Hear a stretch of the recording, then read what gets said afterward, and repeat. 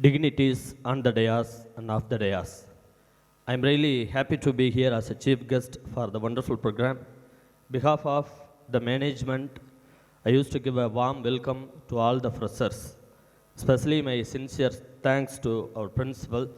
இப்படியெல்லாம் ஆங்கிலத்தில் ஆயிரம் வார்த்தைகளை அடுக்கடுக்காக கோர்த்து பேசினாலும் இப்படியெல்லாம் ஆங்கிலத்தில் ஆயிரம் வார்த்தைகளை அடுக்கடுக்காக கோர்த்து பேசினாலும் வந்தாயே தாயே வாமகனே என்றாயே தந்தாயே நாவல் சரமாய் தமிழ் பாடல். உன்னை மறப்பேனா உனைப்பாடாதிருப்பேனா என்னைத்தான் எரித்தாலும் எரிகின்ற நெருப்பினிலே உன்னைத்தான் காணும் உலகம் தமிழ் தாயே. வள்ளுவன் வாக்கினிலே பிறந்து கம்பன் கைகளிலே தவிழ்ந்து கண்ணதாசனின் காதலியாய் விண்ணுக்குள் மலையாய் மண்ணுக்குள் நீராய் உனக்குள் நானா எனக்குள் நீயாய் நமக்குள் நாம விற்றிருக்க நமக்குள் முத்தாக பிறந்துட்டு சத்தாக விழுந்துட்ட தமிழ் மொழிக்கு ஈடேணி ஆகாது என்ற ஒரு நல்ல செய்தியை அடரா தமிழுக்கு வாழ்த்து சொன்ன கைதட்டின அந்த 850 பேருக்கு நன்றி. கையை தட்டாமல் உட்காந்துருக்கு நன்றி. நல்ல ஜோராக கை தட்டுங்க, ஒன்றும் வஞ்சனையை வைக்க வேண்டாம். குறிப்பாக இந்த செஷனில் இப்போ நான் பேச போகிற இந்த செஷன் உனக்கு எனக்குமான டீலிங். நான் ஆல்ரெடி பிரின்சிபல் சார்ட்ட பர்மிஷன் வாங்கிட்டேன். அதனால் உன்னை யாரும் எந்த ஃபேக்கல்ட்டியும் ரெஸ்ட்ரிக்ட் பண்ண மாட்டாங்க. அதனால் நான் பேசி முடிக்கிற வரைக்கும் டீலிங் உனக்கு எனக்கு மட்டுமானது. அதனால் நீங்கள் நல்ல கைகளை தட்டி உற்சாகப்படுத்தலாம். நல்ல ஒரு கைத்தட்டல் கொடுங்க பார்ப்போம். Very good, excellent, very good. ஏன் உங்களை கைதட்ட சொன்னேன்னா, டேக் அன் எக்ஸாம்பிள். இப்போ ஒரு மஸ்கிட்டோ இருக்குது, உங்களுக்கு தமிழில் சொல்கிறேன். கொசு இருக்குல்ல, நம்மளை கடிக்க வரப்போ என்ன பண்ணுவோம்? அதை அடிக்கணும்னா இந்த அப்படி அடிப்போம் இல்லையா?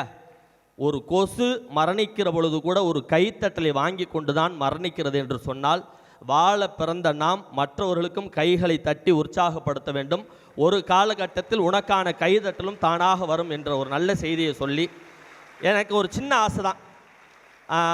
இந்த செஷன் ஆரம்பித்தோடனே நிறைய பேர் பேசிக்கிட்டு இருந்தாங்க. நான் சத்தியமாக உனக்கு அட்வைஸ் பண்ண வரல, அதை நல்லா புரிஞ்சுக்கோ. உன்னை என்டர்டெயின் பண்ண தான் நான் வந்திருக்கேன். அதனால் நான் அட்வைஸ்லாம் உனக்கு பண்ண மாட்டேங்கிற ஒரு உத்தரவாதத்தை இந்த மேடையில் சொல்லிக்கிட்டு, எனக்கு ஒரு சின்ன ஆசை. இங்கே கேர்ள்ஸும் பாய்ஸும் கலந்து உட்காந்துருக்கீங்க. ஒரு சின்ன போட்டி வச்சிடலாம். பாய்ஸ் விசஸ் கேர்ள்ஸ்னாலே போட்டி தானே. ஒரு சின்ன போட்டி வச்சிடலாம். அதை வச்சுட்டு நான் செஷனை ஸ்டார்ட் பண்ணுறேன். ஃபஸ்ட்டு லேடிஸஸ், எப்போவுமே மகளிருக்கு தான் முன்னுரிமை. இப்போ நான் ரெடி 1 2 3 அப்படின்னு சொன்னோன்னே இங்கே இருக்க கேர்ள்ஸ்லாம் பலமாக கை தட்டணும். அதுக்கடுத்து 1 2 3ன்னு நம்ம பாய்ஸ் கை தட்டணும். அதுலேயும் குறிப்பாக கேர்ள்ஸுக்கு ஒரு சின்ன இன்ஸ்ட்ரக்ஷன் சொல்லிக்கிறேன். அப்படியே நீங்கள் பாருங்கள், இந்த ரோவில் ஒரு ஆஃப் செஷன் வரைக்கும் தான் கேர்ள்ஸ் இருக்கீங்க. மீதி 1.5 போர்ஷன் எல்லாம் பாய்ஸ் தான் இருக்காங்க. அதனால் உங்கள் கை தட்டல் எந்த அளவுக்கு பவர்ஃபுல்லாக இருந்தால் அவங்கள மேட்ச் பண்ண முடியுங்கிறத let imagine before you make a clap. ஓகேவா? அதை நான் உனக்கு ஒரு சின்ன குழுவாக கொடுத்துக்கிறேன். ரெடியாக இருக்கீங்களா? ஃபஸ்ட் கேர்ள்ஸ் பவரை பார்த்துருமா?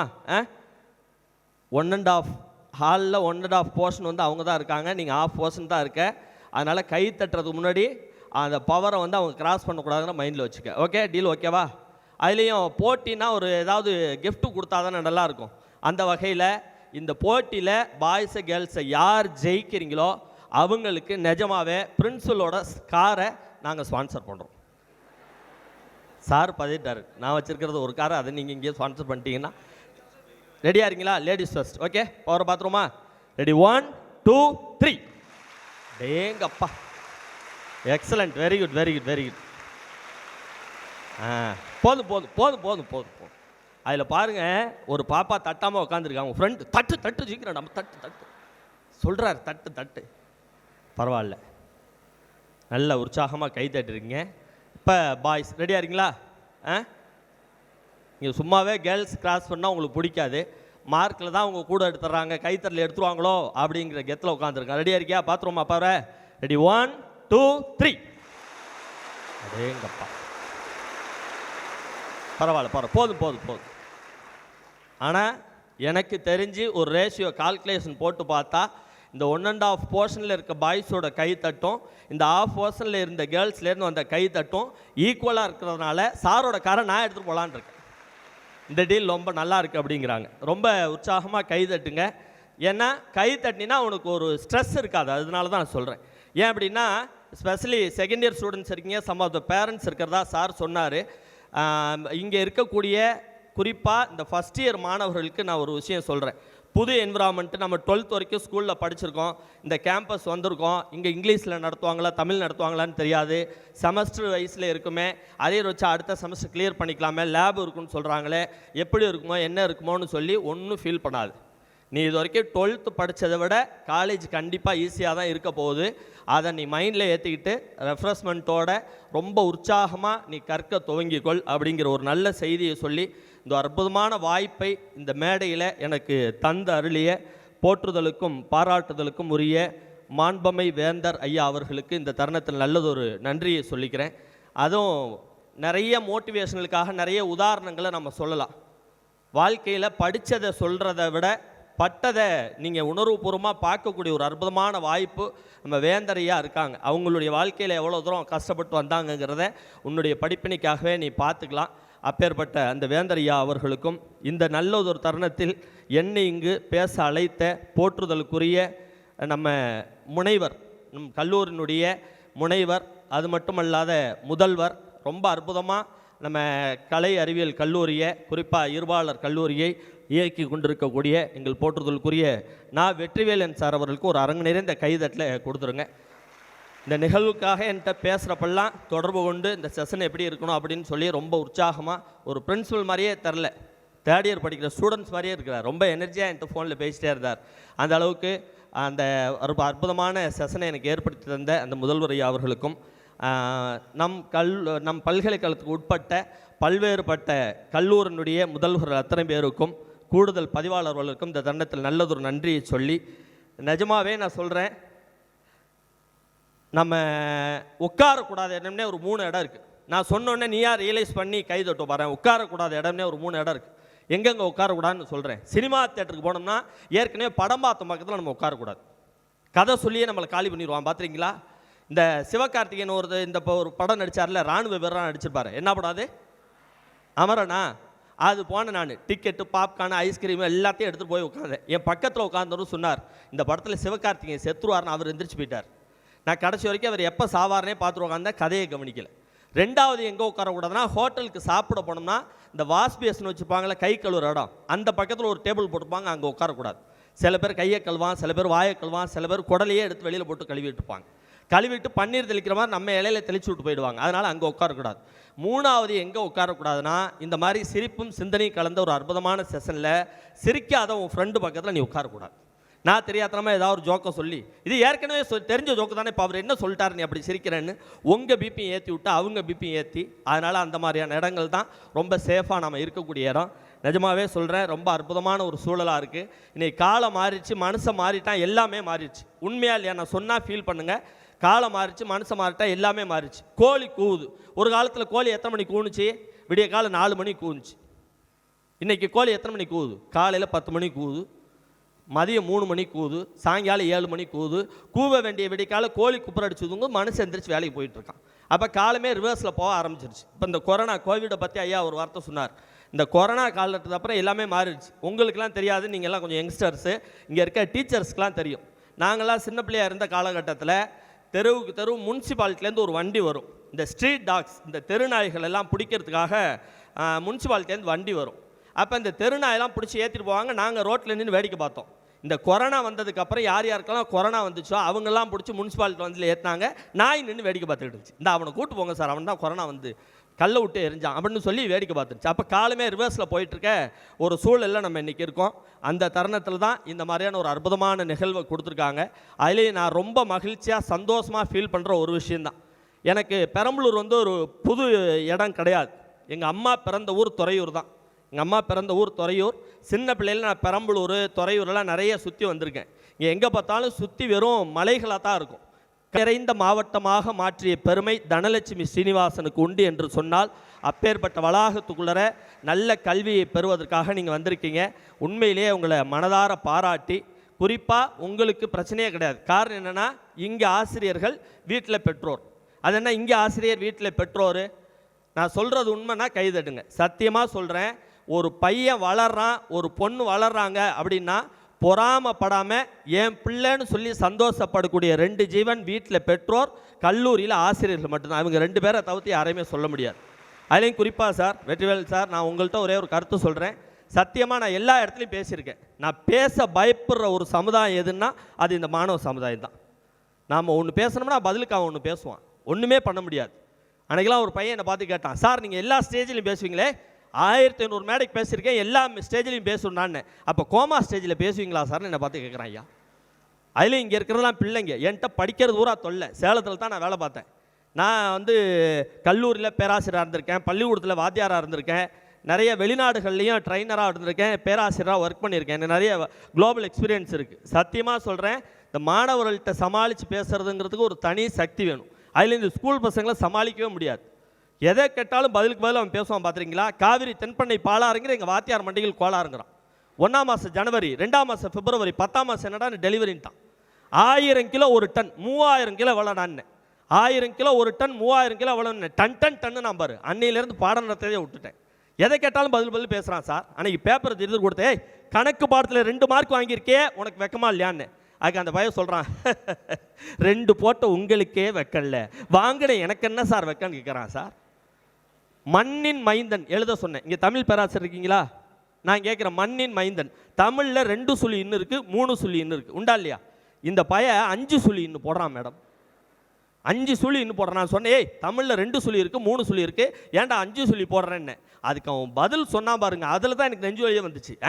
தமிழ் வளர்ந்தா உங்களுக்கு பொறுக்காதே அப்படிங்கிறான். ஐயா, என்ன முட்டை போட்டா தமிழை வளர்க்குறது? கட்டபொம்மனை எங்கே தூக்கிலிட்டாருன்னு கேட்குறேன், கழுத்தில் தான் அப்படிங்கிறான். கயத்தாருன்னு சொல்லுவான்னு பார்த்தா கழுத்தில் அப்படிங்கிறான். எதை கேளுங்க பதிலுக்கு பதில். சரி, சயின்ஸை சொல்லித்தரலான்னு ஒரு மெழுகுவர்த்தியை பற்ற வச்சு சொன்னேன். தம்பி, இந்த மெழுகுவர்த்தியில் வெளிச்சம் எப்படி வந்துச்சுன்னு சொல்லு. அதுக்கு அவன், இந்த வெளிச்சம் எப்படி போச்சுன்னு நீ சொல்லு, எப்படி வந்துச்சுன்னு நான் சொல்கிறேங்கிறான் சார்.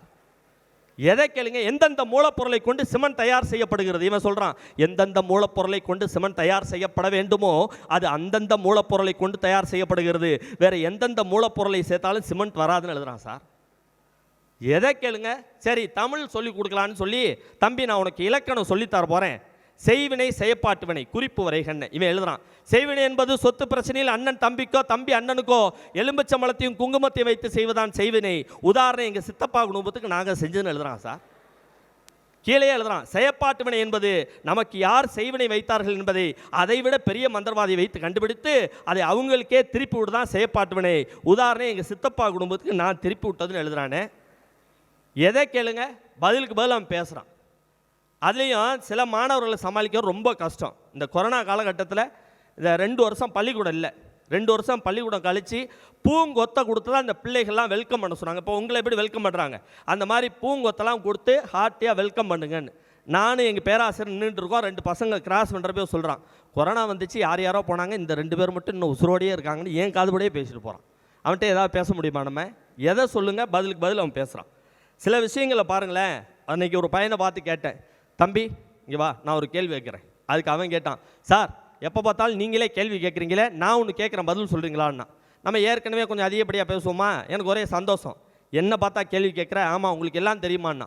எனக்கு அறிந்தது அறியாதது, புரிந்தது புரியாதது, தெரிந்தது தெரியாதது அனைத்தும் அறிந்தவன் இந்த அபு, எனக்கு எல்லாம் தெரிந்தான்னு. அப்போ மாவு சலிக்கிற சல்லடையில் எத்தனை ஓட்டை இருக்குன்னு சொல்லுங்கள் பார்ப்போம் அப்படிங்கிற ஐயா. ஏன்னா எல்லாம் தெரிஞ்சுங்கிறாலும் இதெல்லாமா எண்ணி பார்த்துக்கிட்டு இருக்க முடியும்? யோசனை பண்ணி பாருங்கள். அப்போ இந்த மாதிரியான ஒரு சூழலில் இருக்கக்கூடிய மாணவர்களே, அவர்கள் நகைச்சுவை உணர்வோடு இருக்கக்கூடிய இந்த சூழலெல்லாம் தாண்டி சில நல்ல விஷயங்கள் அவங்களுக்கு சொல்லணும் அப்படின்னா, சத்தியமாக சொல்கிறேன், இங்கே இருக்கக்கூடிய மாணவர்களில் நான் ரொம்ப பாராட்டக்கூடிய ஒரு விஷயம் என்ன தெரியுமா? ஹேர் ஸ்டைல் ரொம்ப அழகாக நம்ம பசங்க வச்சுருக்காங்க. நல்ல ஒரு கைத்தட்டில் எல்லோரும் சேர்ந்து உங்களுக்கு நீங்களே கொடுத்துக்காங்க. நிறைய கல்லூரிகளுக்கு போயிருக்கிறேன், சில இடம்லாம் பார்த்தோம்னா ஹேர் ஸ்டைல் பார்த்தோம்னா மிரள விட்டுருவானுங்க பசங்க. அன்றைக்கெல்லாம் ஒரு பையனை பார்த்தேன், முடியை தூரா வளர்த்து தூக்கி இப்படி போட்டிருக்கான். என்னடா இதான் வைக்க போகிற கட்டிங் படிக்கிறான். அன்றைக்கி ஒரு பையனை பார்க்குறேன், 2 பக்கமும் வெட்டி நடுவில் மட்டும் நட்டு நிற்கிது. இது என்ன தான் ஸ்பைக் கட்டிங் அப்படிங்கிறான். அன்றைக்கி இன்னொரு பையனை பார்க்குறேன், இந்த பக்கம் 4 கோடு இந்த பக்கம் 4 கோடு பாதியிலே விட்டுருக்கான். ஏன்டா நீங்கள் கேட்குறேன், இது 8 வழி பசுமை வழி சாலை, பிரச்சனை இல்லை, பாதியிலே நிற்குது, தீர்ப்பு வந்தோன்னே நான் ஃபுல்லாக எடுத்துக்கிறேன், நீங்கள் போங்க சார் வேலையை பார்த்துக்கிட்டுங்கிறா ஐயா. அப்போ இந்த ஹேர் ஸ்டைலில் பாருங்கள். அதே போல் அவங்க அணிகிற உடை பாருங்கள், லோ ஹிப்னு ஒரு பேண்ட் போடுறான். இடுப்பு இங்கே இருக்குது, 3 கிலோமீட்டர் கீழே பேண்ட் இருக்குது. கேட்டால் லோ ஹிப் அப்படிங்கிறான். ஒன்றே ஒன்று என் அன்பு பிள்ளைகளை உங்களுக்கு ஒன்றே ஒன்று சொல்கிற மனசில் நிற்கிற மாதிரி, கல்விங்கிறது என்ன தெரியுமா? கல்விங்கிறது என்ன தெரியுமா? இப்போ நீ 12th வரைக்கும் ஒரு ஸ்கூலில் படித்த, இப்போ நான் யூஜி வந்துட்டேங்கிறனால ஒரு ஹேர் ஸ்டைலை மாற்றுற, பிஜி வந்துட்டேன் இன்னொரு ஹேர் ஸ்டைலை மாற்றுற. தலைமுடியை மாற்றுவதல்ல கல்வி, தலைமுடியை மாற்றுவதல்ல கல்வி, உன் தலைமுறையை மாற்றுவதுதான் கல்விங்கிறத இங்கே இருக்கக்கூடிய அன்பு பிள்ளைகள் தயவு கூர்ந்து புரிஞ்சுக்கணும். அதில் எந்த மாற்று கருத்தும் கிடையாது. சத்தியமாக சொல்கிறேன், இங்கே நிறைய ஆண் பிள்ளைகள் பெண் பிள்ளைகள் கலந்து உட்காந்துருக்கீங்க. நான் உங்கள்கிட்ட ஒரு சில கேள்விகளை கேட்கணும்னு ஆசைப்பட்றேன். ரெடியாக இருக்கீங்களா? நான் கேட்கலாமா? ஒரு சில கேள்விகளை கேட்கலாம். இளைய தளபதி விஜய் ரசிகர்லாம் நல்ல ஒரு கைத்தட்டல கொடுங்க பார்ப்போம். அப்பா விஜய்க்கு இவ்வளோ ஃபேன்ஸு, பரவாயில்ல. அல்டிமேட் சார் அஜித் ரசிகர்லாம், தல ரசிகர்லாம் ஒரு கைத்தட்டல் கொடுங்க. தலைக்கு நிறைய தலை இருக்குது, பரவாயில்ல. சிவகார்த்திகேயன் ரசிகர்லாம் கைத்தட்டல் கொடுங்க பார்ப்போம். தனுஷ் ரசிகர்லாம் அங்கங்கே. ஓகே, இப்போ இதை தாண்டி இன்னொருத்தரை பற்றி கேட்குறேன். வள்ளுவன் தான் சொன்னான், சொல்லுதல் யாருக்கு மெளிய அறியவாம் சொல்லிய வண்ணம் செயல். ஒரு விஷயத்தை சொல்கிறது ஈஸிடா, ஆனால் செய்யறது கஷ்டம்னு வள்ளுவன் சொன்னான். வள்ளுவன் வாக்கை கூட பொய்யாக்கி ஒரு உன்னதமான தலைவர் உலகத்தில் வாழ்ந்தாரா என்று கேட்டார். வாழ்ந்தார். டாக்டர் ஏபிஜே அப்துல் கலாம் என்ற ஒரு தலைவர் வாழ்ந்தார். அவருடைய ரசிகர்லாம் கைத்தடுங்க பார்ப்போம். அவர் கேட்காமலே கைத்தடல ஆரம்பிச்சிருச்சு. Excellent, very good. இதை தாண்டி இன்னொரு தலைவர் இருந்தார். எல்லா தலைவர்களும் பள்ளிக்கூடனுடைய புத்தக பையை மட்டும்தான் பார்த்தார்கள். எல்லா தலைவர்களும் பள்ளிக்கூடனுடைய புத்தக பையை மட்டும்தான் பார்த்தார்கள். பள்ளிக்கூடனுடைய புத்தக பையை மட்டுமே பார்த்த பல தலைவர்களுக்கு மத்தியிலே பள்ளிக்கூடனுடைய இறை பையை பார்த்த கிங் மேக்கர் என்று சொல்லக்கூடிய கர்ம வீரர் காமராஜர் ரசிகலாம் கை தடுங்க பார்ப்போம். எக்ஸலண்ட். ஏன் நான் பேசிகிட்டே இருக்கப்ப இந்த ரெண்டு தலைவரை பற்றி சொன்னேன் அப்படின்னா, நம்ம வாழ்க்கையில் இவங்கள்ட்டேருந்து கற்றுக்க வேண்டிய விஷயம் நிறைய இருக்குது. நீ அவர்களுடைய வரலாறுலாம் நீங்கள் ஃப்ரீயாக இருக்கிற டயத்தில் தாராளமாக நீங்கள் எடுத்து படிக்கலாம். அதிலேருந்து நமக்கு படிப்பினைகள் இருக்குது. நிஜமாகவே சொல்கிறேன், இன்ஃப்ராஸ்ட்ரக்சரில் ரொம்ப அழகாக ஏற்படுத்தியிருக்கிற ஒரு அற்புதமான வளாகம் எதுன்னா நம்மளுடைய தனலட்சுமி சீனிவாசன் இந்த கல்லூரி வளாகம் தான், இந்த பல்கலைக்கழக வளாகம் தான். இங்கே லைப்ரரியில் அவ்வளோ புக்ஸ் இருக்குது.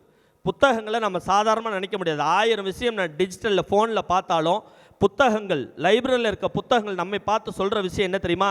என்னை தொட்டுப்பார் நான் வெறும் காகிதம், என்னை தொட்டுப்பார் நான் வெறும் காகிதம், புரட்டி படித்துப்பார் உன்னை மாற்றும் ஆகச்சிறந்த ஆயுதம் என்று புத்தகங்கள் நம்மை பார்த்து சொல்லுதுன்னு சொன்னால், தலை குனிந்து படிக்கின்ற புத்தகங்கள் தான் நம்மை தலை நிமிர வாழ செய்கிறது. மேலிருந்து கீழ் நோக்கி படிக்கின்ற புத்தகங்கள் தான் கீழிருந்து நம்மளை மேலே உயர்த்துகிறதுன்னு சொன்னால், இந்த புத்தகத்தில் அவங்க அவ்வளோ விஷயங்களை பற்றி தலைவர்கள் பற்றி சொல்லியிருக்காங்க. அதில் நிஜமாகவே சொல்கிறேன், இந்த ஏபிஜே அப்துல் கலாமை பற்றி 1000 செய்திகள் நம்மளாம் கேள்விப்பட்டிருக்கலாம். அதில் ரொம்ப நுட்பமான ஒரு விஷயம் நான் படித்து வியந்து போன விஷயம் என்ன தெரியுங்களா? அவர் ஜனாதிபதி மாளிகையில் அவருடைய பணி நிறைவடையுது. சொந்த ஊரான ராமேஸ்வரத்துக்கு கிளம்புறப்ப அந்த தோட்டக்காரனை கூப்பிட்றாரு, தம்பி இங்கே வா. அவர் கிளம்புறப்ப எடுத்துகிட்டு வந்து ஒரே ஒரு சூட் கேஸ் மட்டும்தான், வேறு எதையும் எடுத்துகிட்டு வரல. அவர் அந்த சூட் கேஸில் தண்ணியை ஊற்ற சொன்னார். ஐயா உள்ளர துணிமணிலாம் எல்லாம் கேரி பேக் போட்டு பேக் பண்ணிட்டு தண்ணி ஊற்றுனார்.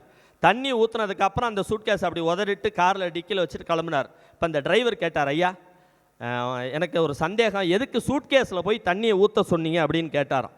அதுக்கு அப்துல் கலாம் ஐயா சொன்னாராம், இந்த ஜனாதிபதி மாளிகையில் 5 ஆண்டு காலம் நான் பதவியில் இருந்தேன். என்னைக்கு இந்த பதவி நிறைவு பெற்றதோ அன்னையிலிருந்து நான் சாதாரண ஒரு குடிமகன் ஆயிட்டேன். நான் வெளியில் போகிறப்ப இந்த ஜனாதிபதி மாளிகையினுடைய தூசியை கூட எடுத்து செல்ல நான் விரும்பவில்லை, அதனால தான் இல்லை தண்ணியை ஊற்ற சொன்னேன்னு ஒரு தலைவர் சொல்கிறாருன்னு சொன்னால், தூசியை கூட எடுத்து செல்ல விரும்பாத மாசற்ற தலைவன் வாழ்க்கையில் எப்படி வாழ்ந்திருக்காங்கங்கிறதுல நம்ம பிள்ளைகளுக்கான படிப்பினை இருக்குது.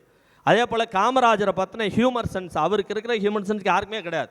ஒரு முறை தேர்தல் பிரச்சாரத்துக்கு போகிறாரு, உயரத்துலன்ட்டு ஒரு பையன் கத்துனான் கம்பத்தில் நின்றுக்கிட்டு, காமராஜர் வாழ்க காமராஜ். நம்மால் சொன்னார், நான் வாழ்வேன் நீ போய் சேர்ந்துருவேன், கீழே இறங்கடா அப்படின்னாராம். அவ்வளோ அளவுக்கான ஹியூமர் சென்ஸ் உள்ள ஒரு அற்புதமான மனிதர். நம்ம இன்றைக்கி MBAவில் நிறையா விஷயங்கள் இந்த டிவைடிங் சிஸ்டங்கிறத படிக்கிறோம்ல, டிவைடிங் சிஸ்டங்கிறத இப்போ கூட பாருங்கள், லேபில் என்ன பண்ணுவோம், இப்போ ஏஐசிடி நாம்ஸே என்ன பண்ணுவாங்கன்னா, இவ்வளோ ஸ்டூடெண்ட்ஸ் இருந்தால் அதுக்கு இத்தனை ரேஞ்ச் ஆஃப் கம்ப்யூட்டர் வேணும்னு சொல்லுவாங்க, இத்தனை ஸ்டூடெண்ட்ஸ் இருந்தால் இத்தனை ரேஞ்ச் ஆஃப் புக்ஸ் வேணும்னு சொல்லுவாங்க. அந்த நாம்ஸ் எல்லாம் நம்ம ஃபில் பண்ணால் தான் அப்ரூவல் கிடைக்கும். அப்போ 60 பேருக்கு 60 கம்ப்யூட்டராக தேவை கிடையாது, 60 பேருக்கு 30 அப்படிங்கிற ரேஷியோவில் கொடுப்பாங்க, 1/2 கொடுப்பாங்க. எதன் அடிப்படையில் 60 பேருக்குன்னா 60 கம்ப்யூட்டர் இருக்கணுமே. அந்த மாதிரி ஒரு சூழலில் தான் காமராஜர் ஐயா சொல்கிறார், ஐயா இருந்த சீட்டு 20 பேர், செய்முறை லேபு 20 பேர் தான் செய்ய முடியும், சீட்டு கொடுத்தாச்சு, மீதி சீட்டு இல்லை அப்படின்னப்ப அவர் அந்த அதிகாரியை பார்த்து கேட்டாராம், படிப்பறிவு, அதனால தான் படிக்காத மேதைன்னு காமராஜர் சொல்கிறாங்க. என்னையா சீட்டு இல்லைங்கிற, உங்கள் வீட்டில் 20 பேர் விருந்தாடி வந்துட்டாங்க, 10 பேருக்கு தான் சமைக்கிறதுக்கு பாத்திரம் இருக்குது, மீதி 10 பேரை பட்னியாக போட்டுருவியோ, 10 பேருக்கு அவங்க சாப்பிட்டுட்டு இருக்கோம், மற்றவங்க வெளியில் உட்காந்து பேசிக்கிட்டு இருக்கட்டும், அவங்க சாப்பிட்டு முடிச்சோன்னா அவங்க வெளியில் உட்கார பேச சொல்லி மீதி 10 பேர் சமைச்சு ஓடு அப்படின்னாராம். அதன் அடிப்படையில் தான் இன்றைக்கி டிவைடிங் சிஸ்டம் வந்திருக்குன்னா லேபில் கூட பாதி பேர் தியரி கிளாஸில் இருக்க பாதி பேர் லேபிலையும், பாதி பேர் லேபில் இருக்கப்ப பாதி பேர் தியரி கிளாஸ்லையும் இருக்காங்கன்னு சொன்னால் கர்ம வீரர் காமராஜர் கொடுத்த ஐடியா இன்றைக்கி படித்தவர்களுக்கே பயன்படுகிறதுன்னு சொன்னால் இவர்களிடமிருந்து கற்றுக்கொள்ள வேண்டிய விஷயங்கள் பிள்ளைகளுக்கான ஆயிரம் இருக்குங்கிறத தயவு கூர்ந்து நீங்கள் மறந்துடாதீங்க. அப்பேற்பட்ட தலைவர்களை பற்றி தயவு செஞ்சு இடையில பார்த்துக்குங்க. நான் இப்போ ஒரு கேள்வி கேட்குறேன். இந்த செல்ஃபோன் வந்ததுக்கு அப்புறம் தான் நாடு நாசமாக போச்சுங்கிறவங்களாம் நல்ல ஒரு கைத்தட்டல கொடுங்க பார்ப்போம். இல்லை தட்டின எல்லாத்தையுமே இந்த செல்ஃபோன் இருக்குது, அதுதான் பிரச்சனை. இப்போ நான் உட்பட இதே 1100 ஒரு ஃபோன் இருந்தது, அது இருந்த வரைக்கும் எந்த பிரச்சனையும் கிடையாது. 1100 அந்த ஃபோன்லாம் நீங்கள் பார்த்துருங்களா? உங்கள் ஜெனரேஷன் பார்த்துருங்களா என்னன்னு கூட தெரில. பின்னாடி 20 ரூபா நோட்டை போட்டு ரப்பர் பேண்டை போட்டு நம்மளால் கட்டி வச்சுருப்பார். ஒரு நாள் சார்ஜ் போட்டோம்னா 5 நாளாக அப்படியே கிடக்கும். இங்கேருந்து பெரம்பலூர்லேருந்து மெட்ராஸ் போகிறதுக்கு ஒரு கேம் ஸ்டார்ட் பண்ணுவோம், ஒரு பாம்பு கேம், ஸ்னேக் கேம். இங்கேருந்து விளையாண்டோம்னா இங்கேருந்து மெட்ராஸ் போயிட்டு ரிட்டர்ன் வர வரைக்கும் அதே விளையாண்டுருக்கலாம், சார்ஜ் இறங்கவே இறங்காது. ஆனால் இன்றைக்கி இந்த செல்ஃபோன் வந்ததுக்கப்புறம் இருக்கிற பித்தலாட்டம் ஃப்ராடு பூரா இந்த செல்ஃபோனில் தான் பண்ணுறாங்க. ஜெனரேஷனே மாறி போச்சு. ஆண்ட்ராய்டு வந்ததுக்கப்புறம் தான் பூரா ஃப்ராடு வேலையுமே நடக்குது. அதுலேயும் இந்த ஃபோன் வந்ததுக்கப்புறம் இல்லாத வேலை எல்லாமே ஹஸ்பண்ட் ஒரு பக்கம் டச்சு, ஒய்ஃப் ஒரு பக்கம் டச்சு, பிள்ளை ஒரு பக்கம் டச்சு, குடும்பத்தில் ஒருத்தருக்கு ஒருத்தர் நோ டச். அந்த கான்செப்டில் தான் இன்றைக்கி போயிட்டுருக்கு. நிறைய பேரண்ட்ஸ் ஒரு சில பேர் வந்திருக்கிறதா ஐயா சொன்னார். இங்கே பெற்றோர்களுக்கான ஒரு விஷயத்தை நான் சொல்கிறேன். பிள்ளைகளுக்கே அறிவுரை சொல்கிறதுக்கான சூழல் இல்லை இன்றைக்கி, பெற்றோர்களுக்கான ஒரு விஷயத்தை சொல்கிறேன். சூர்யா நடித்த பசங்க திரைப்படம் யார் யாரெல்லாம் பார்த்தீங்க? நல்ல ஒரு கையை தூக்குங்க பார்க்கலாம். சூர்யா நடித்த பசங்க திரைப்படம், அதில் ஒரு அற்புதமான ஒரு டைலாக் வரும்.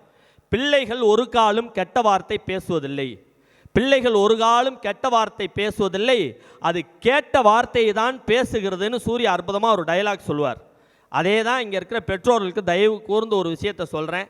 நீங்கள் படிக்க அனுப்பிச்சிருக்கீங்க பிள்ளைகளை, அதுலேயும் குறிப்பாக அந்த பெற்றோர்களுக்காக பிள்ளைகள் நல்ல ஒரு அரங்கு நிறைந்த கைத்தட்டில் தாராளமாக உங்கள் பெற்றோருக்காக நீங்கள் கொடுத்துடலாம். ஏன் தெரியுமா? நீங்களாம் பாக்கியசாலிகள். நான் ஒரு சின்ன ஒரு கால்குலேஷன் சொல்கிறேன் பாருங்களேன். நம்ம கூட 1வது படித்தப்போ 60 பேர் படிச்சிருக்கோம், இன்டேக் 60ன்னு வச்சுக்கோங்க. 1வது படித்தப்போ இருந்த 60 பேர் இன்றைக்கி காலேஜ் படிக்கிறான்னா கேள்விக்குறி தான். 5வதுலேயே 10 பேர் கல்றிருப்பான், படிப்பை நிறுத்தியிருப்பாங்க. 8வதுல 10 பேர் கல்றிருப்பான். இல்லை 10th பாதி பேர் கலந்துருப்பான். நீ 10th முடித்து 11th 12th முடித்து இன்றைக்கி காலேஜ் வரைக்கும் ஒன்று அப்பா அம்மா கஷ்டப்பட்டு இந்த என்விரான்மெண்ட்டில் கொண்டாந்து விட்ருக்காங்கன்னா அப்பேற்பட்ட பெற்றோருக்கு மீண்டும் ஒரு அரங்கு நிறைந்த கைத்தட்டை நீ தாராளமாக கொடுத்துடலாம். இந்த மாதிரி உற்சாகப்படுத்துகிற பிள்ளைகளுக்காக பெற்றோருக்கு ஒரே ஒரு கோரிக்கை வைக்கிறேன். நான் ஏற்கனவே சொன்ன மாதிரி வீட்டில் கணவன் மனைவிக்கான பிரச்சனை இல்லைங்க. ஏன்னா நிறைய ஆசிரியர்களும் குடும்பத்தை சார்ந்தவர்களாக இருக்கீங்க, நீங்களும் ஒரு பெற்றோராக இருக்கிறதுனால இந்த கருத்தை சொல்கிறேன். வீட்டில் கணவன் மனைவிக்கான சண்டை வந்ததுன்னா தயவு கூர்ந்து பிள்ளைகளை வைத்து கொண்டு எதையும் பேச வேண்டாம். ஏன் அப்படின்னா நான் ஏற்கனவே சொன்ன மாதிரி அது கெட்ட வார்த்தை பேசுவதிலே நாம் கேட்ட வார்த்தையை தான் போய் பேசும். ஒரு சின்ன உதாரணம் சொல்கிறேன். ஒரு 5 வயசில் ஒரு பிள்ளை, ஹஸ்பண்ட் அண்ட் ஒய்ஃபு 2 பேத்துக்கு சண்டை வந்துருச்சு. பேய் பிசாசு தண்டம் முண்டோன்னு கண்ணம்னான்னு சண்டை போட்டுக்கிறாங்க. இந்த குழந்தை எல்லாத்தையும் ரிசீவ் பண்ணிக்கிட்டு அப்பா ஆஃபீஸ் போயிட்டாரு, அம்மா கிச்சனில் போய் பாத்திரத்தை விளக்கிட்டு இருந்தாங்க. இந்த குழந்தை போய் கேட்டுச்சு, அம்மா அப்பா நீயும் சண்டை போட்டுக்கிட்டீங்களே, பேய் பிசாசு தண்டம் முண்டெல்லாம் சொன்னீங்களே, அப்படின்னா என்னம்மா? அவங்க ஏற்கனவே ஹஸ்பண்ட் மேலே கோபத்தில் இருக்காங்க, அவர் ஆஃபீஸ் போயிட்டார். இப்போ இந்த பிள்ளை கேள்வி கேட்கணுன்னா அந்த அம்மா கோவப்பட்டு சொன்னாங்க, ஆமாம் என்கிட்ட வந்து கேளு, நான் தான் பேய், உங்கள் அப்பா தான் பிசாஸ், அவரை கட்டிட்டு சமாளிக்கிறேன் பாரு, உங்கள் அப்பாவோட சொந்தக்காரன் பூரா தண்டம், நம்ம வீட்டில் இருக்க சேர் பூரா முண்டம், நான் போடுற காஃபி கூட உங்கள் அப்பாவுக்கு விஷம் மாதிரி இருக்கான், போ ஸ்கூல் கிளம்புன்னு விரட்டி விட்டாங்க. இந்த குழந்தை எல்லாத்தையும் உள்ளார அப்சர்வ் பண்ணிச்சு சார். ஒரு 10 நாள் கழித்து அப்பாவோட சொந்தக்காரெல்லாம் இன்விடேஷன் வைக்கிறதுக்கு வந்தாங்க, ரிலேட்டிவ்ஸ் எல்லாம். இப்போ இந்த குழந்தை கூடிச்சு, வாங்க தண்டங்களாம் வாங்க, இந்த இருக்கு முண்டத்தில் உட்காருங்க, பேய் ஆஃபீஸ் போயிருக்கு, பிசாசு உங்களுக்காக விஷம் போட்டுக்கிட்டு இருக்கு, கொண்டு வந்து கொடுக்கும், குடிச்சிட்டு போய் சேருங்கன்னுச்சு. அவன் ஒன்று என்ன பண்ணால் அந்த பத்திரிக்கையை சேர்த்த கொடுங்களேன்னு திரும்பி வாங்கிக்கிட்டு நீங்கள் யார் கல்யாணத்துக்கு தயவு செஞ்சு வந்துடாதீங்கன்னு அவன் ரிட்டன் ஓடிட்டான். அப்போ நாம் வீட்டில் என்ன பேசுகிறோமோ அதை உள்வாங்கி தான் இந்த பிள்ளைகள் பேசுதுன்னு சொன்னால் இந்த கால சூழலில் நல்ல விஷயங்களை பிள்ளைகளை வைத்து கொண்டு நாம் பேசணுங்கிற ஒரு நல்ல செய்தியும் இந்த பெற்றோருக்காக நான் கொடுத்துட்டு, இப்போ இவ்வளோ நேரம் நகைச்சுவையாக சில விஷயங்கள் நான் சொன்னேன், சில ஜோக்ஸ்லாம் சொன்னேன், சம்பிரதாயத்துக்கு சொன்னேன், நீங்களாம் ரசிச்சிங்க. இப்போ மனசில் நிற்கிற மாதிரி 2-3 விஷயத்தை சொல்லணும்னு ஆசைப்படுறேன். உங்களுடைய ஒத்துழைப்பை தயவு கூர்ந்து எனக்கு கொடுக்கணும் அப்படிங்கிறத கேட்டுக்கிட்டு, இங்கே எவ்வளோ பேர் இருக்கீங்கள்ல, நிறைய மொபைல் பார்க்குறோம், படிப்பை சார்ந்தது மட்டும் இல்லாமல் மற்ற விஷயங்களையும் நம்ம சிந்தனையை கொண்டு போய் செலுத்துகிறோம். ஐயா பேசுகிறப்ப நிறைய பேர் சொன்னப்ப தொழில் முனைவோர் ஆகுங்க அப்படிங்கிற ஒரு விஷயத்தை அடிக்கடி வலியுறுத்தி சொன்னார். ஏற்கான ஒரு சம்பவத்தை சொல்லிவிட்டு சில விஷயங்களை நான் சொல்கிறேன். ஒரு பஸ்ஸில் இந்த கூடையில் வச்சு விற்பாங்கள்ல, அந்த மாதிரி கூடையில் வச்சு விற்கிறவர் ஒரு கொய்யா பழத்தை எடுத்துகிட்டு வந்தார். 60 ரூபா 60 ரூபான்னு விற்றார். ஒரு 2 பேர் கூட வாங்கலை. அவர் இறங்கின கொஞ்ச நேரத்திலே திரும்பி ஒரு வயசு பையன் வந்தான். அதே மாதிரி கொய்யாவை 50 ரூபான்னு விற்றான். இருந்ததில் ஒரு 20 பேராவது இருப்பாங்க, வாங்கியிருப்பாங்க. வாங்கினதுக்கப்புறம் ஒரு ஆள் மட்டும் சிரிச்சுட்டு உட்காந்துருந்தாராம். அப்போ வாங்கின ஒருத்தர் கேட்டார், ஏன் நீங்கள் வாங்கலையா, 10 ரூபா கம்மியாக விற்கிது, வாங்கியிருக்கலாம்ல, உட்காந்து நம்மட்டு சிரிப்பீங்க. அதுக்கு அவர் சிரிச்சுட்டே சொன்னாராம், ஃபஸ்ட்டு ஒரு பெரியவர் வந்தார்ல 60 ரூபா விற்றது, அது யார் தெரியுமா, இப்போ போனான் பார், இவனோட அப்பா தான் அவர். இவங்க 2 பேருமே இந்த மாதிரி டீலிங் போட்டுக்கிறது. பஸ்ஸில் ஃபஸ்ட்டு அவர் வந்து 60 விற்கிறது, காசு கூட இருக்குன்னு யாரும் வாங்க மாட்டாங்க. அதுக்கப்புறம் அதே கொய்யாவை பையன் தூக்கிட்டு வந்து 50 விற்பான். ஒரு 10 ரூபா கம்மியாக இருக்கேன்னு ஒரு 10 பேராவது வாங்குவாங்கன்னு சொன்னால், பிஸ்னஸ் ஸ்ட்ராட்டஜியை ஒரு குடும்பத்தில் அப்பா பிள்ளையே எப்படி யூஸ் பண்ணுறாங்கன்னு சொன்னால், இந்த சூழலை நம்ம மனசில் வச்சுக்கணுங்கிற ஒரு அற்புதமான செய்தியை சொல்லிவிட்டு, மனசில் நிற்கிற மாதிரி 2-3 செய்திகளை உங்கள்கிட்ட நான் பகிர்ந்துக்கணும்னு ஆசைப்பட்றேன். ஏன்னா இது நகைச்சுவைக்கான மேடை மட்டுமல்ல, நல்ல சிந்தனைகளை நீங்கள் வீட்டுக்கு எடுத்துகிட்டு போகணும். இன்றைக்கி நான் பேரண்ட்ஸாக நிறைய பேரண்ட்ஸ்க்கான சப்போர்ட்டை தாண்டி இங்கே பிள்ளைகளுக்கு ஒரு சின்ன கோரிக்கை வைக்கிறேன். இன்றைக்கி நான் சொல்கிறத தயவு செஞ்சு பண்ணுவீங்களா? பண்ணுறேன்னு எல்லாம் ஒரு சத்தமாக ஒரு எனக்கான ரெஸ்பான்ஸ் கொடுங்க. இன்றைக்கி நான் சொல்கிறத தயவு செஞ்சு பண்ணுறீங்களா? ரொம்ப சிம்பிள் தான், மரமெல்லாம் யாரும் சொல்ல மாட்டேன். ஓகேவா? டீல் ஓகேவா? இன்றைக்கி வீட்டுக்கு போன உடனே உங்கள் அம்மாவை அப்படி உட்கார வச்சு, உங்கள் அம்மா கையை நீட்டுமா அப்படின்னு சொல்லி, உங்கள் அம்மாவினுடைய உள்ளங்கையை தயவு கூர்ந்து என் அன்பு பிள்ளைகளை நீங்கள்லாம் பார்க்கணும். இங்கே இருக்க பசங்களுக்கும் சொல்கிறேன், பெண்களுக்கும் சொல்கிறேன், உங்கள் அம்மாவுடைய உள்ளங்கைகளை பார்க்கணும். இந்த தருணத்தில் ஆமாம் இதெல்லாம் என்னத்தை போய் பார்த்துக்கிட்டு அப்படின்னு நினைக்கிற பிள்ளைகளுக்கு இன்னொரு விஷயம் சொல்கிறேன். எங்கள் அம்மா தவறிட்டாங்க சார், எங்கள் அம்மா இல்லை, அந்த மாதிரி நான் பார்க்க முடியாதுன்னு கஷ்டப்படுறாங்கல்ல, அந்த பிள்ளைகள்கிட்ட கேட்டு பாருங்கள், அம்மானுடைய அருமை உங்களுக்கு சொல்லுவாங்கங்கிற செய்தியை சொல்லிவிட்டு, வாய்ப்பு இருந்ததுன்னா இன்றைக்கி அம்மானுடைய உள்ளங்கையில் போய் பாருங்கள். அந்த ஜீவன் உங்களுக்காக எவ்வளோ கஷ்டப்பட்டிருக்குங்கிறத நீ மனசார உணர முடியும். உன்னால் தயவு கூர்ந்து சொல்கிறேன், அந்த விஷயத்தை நீ மனசார உணர முடியும். அதனால தான் ரொம்ப அழகாக ஒரு கவிஞன் சொன்னான், அம்மாவிற்கு மட்டும் கவிதைகளே கிடையாது, அம்மாவிற்கு மட்டும் கவிதைகளே கிடையாது, காரணம் அம்மாவே கவிதை தானேன்னு சொல்லி ஒரு அற்புதமான கவிஞன் சொல்லி சொன்னான்னா, அந்த தாய் நல்ல கைதறல் கொடுக்கலாம், அவங்க தாய்க்காக ஒன்றும் தப்பு கிடையாது. தோணிருச்சுன்னா கையை தட்டிட வேண்டியது தான். ஏன்னா கண்ணதாசன் தான் சொன்னான் ரொம்ப அழகா, உள்ளே உயிர் வளர்த்து உதிரத்தால் பால் கொடுத்து அள்ளியிடும் போதெல்லாம் மண்பையை சேர்த்தனைத்து தொல்லை தமக்கென்றும் சுகமெல்லாம் பிறக்கென்று சொல்லாமல் சொல்லித்தரும் தேவனின் கோவலது. பண்பு தெரியாத மிருகம் பிறந்தாலும் பால் தரும் கருணையது, இருக்கின்ற பிடிசோறு தனக்கென்று எண்ணாமல் கொடுக்கின்ற தெய்வம் அது. அது தூய்மை, அது நேர்மை, அது வாய்மை, உலகத்தில் சிறந்தது தாய்மை, இதை ஒப்புக்கொள்வதே நேர்மைன்னு கண்ணதாசனே தாயினுடைய பாசத்தை சொன்னான்னா, இந்த தாய்க்கு நிகர் தாய் தான், வேற யாரையுமே கொண்டு வந்து நிறுத்தவே முடியாது. நீங்கள் இந்த நான் இப்போ சொன்னல அம்மான்னு சொல்லி சொன்னல, அவங்களுக்கு இந்த பிரசவ வலின்ற ஒரு விஷயத்தை நான் ரொம்ப அழகாக சொல்லணும்னு ஆசைப்பட்றேன். காரணம் என்னென்னா, எந்த ஜீவனும் இல்லாத ஒரு அற்புதமான ஒரு ஜீவன் யார் அப்படின்னு கேட்டால் தாய் தான். ஏன்னா கடவுள் ஒவ்வொரு வீட்லேயும் தனித்தனியாக வந்து இருக்க முடியாதுங்கிறதுனால தான் தாய்ங்கிற ஒரு ஜீவனை படைச்சிருக்காருன்னு சொன்னால், இந்த தாய்க்கு நிகர் தாய் தான். எதனால் அப்படி சொல்கிறது தெரியுமா? ஒரு தாய் பிரசவ வலி அடைகிறப்ப அவங்க உணரக்கூடிய வலி என்ன தெரியுமா? நம்ம இப்போ ஒவ்வொன்றையும் அளக்கிறதுக்கு ஒரு யூனிட் இருக்குல்ல, இப்போ நம்ம இந்த ஒளி அளக்கிறதுக்கு ஒரு யூனிட் இருக்குது, ஃபிசிக்ஸ் படிக்கிறவங்களுக்கு தெரியும், ஒளி அளக்கிறதுக்கு ஒரு யூனிட் இருக்குது. அதுபோல் லிக்யூட் அளக்கிறதுக்கு லிட்டர்னு நம்ம சொல்கிறோம், ஏதாவது திடப்பொருள் அளக்கிறதுக்கு கேஜின்னு சொல்கிறோம், சில இதை கவுண்டில் சொல்லுவோம். அப்போ யூனிட்டுங்கிறது ஒவ்வொன்றையும் அளக்கிறதுக்கு. அப்போ மனுஷன் உணரக்கூடிய வலி அளக்கிறதுக்கு டெல்ஸ் அப்படின்னு பேர் வச்சான் சயின்ஸில். ஒரு மனிதன் அதிகபட்சமாக ஒரு 45 டெல்ஸ் 46 டெல்ஸ் வலியை தான் தாங்க முடியும்னு வச்சுக்கோங்களேன். அதுக்கு மேலே ஒன்று கூட போனாலும் நம்ம மரணிச்சிடணும். ஆனால் ஒரு தாய் இந்த உலகத்தில், இன்னும் ஏன் ஒரு தாய் ஒன்றை உங்கள் அம்மா இந்த உலகத்தில் கொண்டு வர்றதுக்கு பிரசவ வலியின் பொழுது அவங்க பட்ட வலியினுடைய அளவு என்ன தெரியுமா? 56 டெல்ஸ் வெளியை தாங்கி தான் உங்கள் அம்மா இந்த உலகத்தில் ஒன்று பிரசவிச்சாங்கன்னு சொன்னால், மறுபிரசவம் அடைஞ்சிருக்காங்கன்னு சொன்னால், அப்பேற்பட்ட தாய்க்கு ஒரு அரங்கு நிறைந்த கைதட்டை மீண்டும் தாராளமாக நீங்களாம் கொடுத்துடலாம்.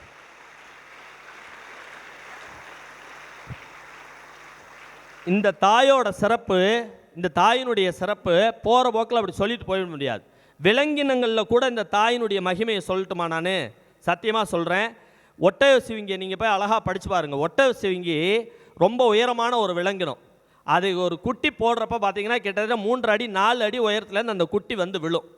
அந்த குட்டி மேலேருந்து கீழே வந்து உழுறதுனால சின்ன ஜீவன்கிறதுனால அதிர்ச்சியில் அது கண்ணு முழிக்காது.